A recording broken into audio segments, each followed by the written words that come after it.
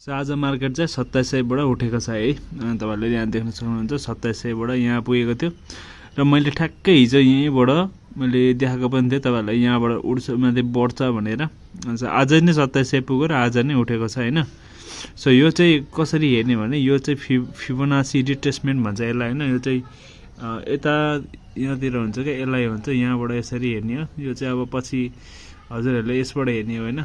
अनि यसमा चाहिँ के हुन्छ भने यो 0.7 भन्ने जुन हुन्छ यो चाहिँ यहाँबाट चाहिँ मार्केट जसरी पनि उड्छ भन्ने देखाउँछ क्या। त्यो चाहिँ हामीले यो लोअर लोबाट लोअर हाई सम्म तान्ने हो हैन लाइन। अनि त्यो चाहिँ अब अलिकति टेक्निकल कुरा पर्छ। तर जे होस् मैले भनेको 0.7 बाट हिजो उड्छ भनेको त ठ्याक्कै त्यस्तै भयो हैन। अब सोमबार चाहिँ के हुन्छ भन्ने कुरा हो हैन।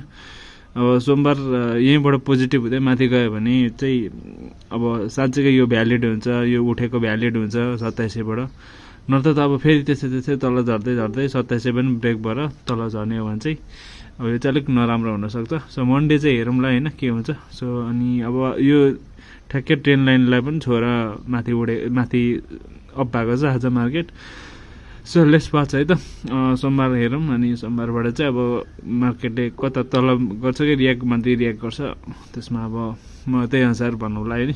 सो अनि अर्को कुरा चाहिँ यो हाइकेनेसी लाएर हेर्दा पनि हाइकेनेसीले पनि अझै नै नेगेटिभ देखाइरहेछ क्या। अब यो अलिकति ल्यागिङ इन्डिकेटर हो, अलिकति ढिलो सिग्नल दिन्छ बट आज नि खासै रेड भयो, हरियो भइदिएन रेड भयो।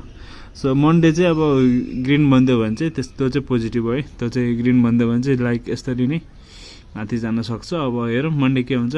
सो स्टे ट्युन है त, प्यानिक नहुनु होला है, त्यही हो।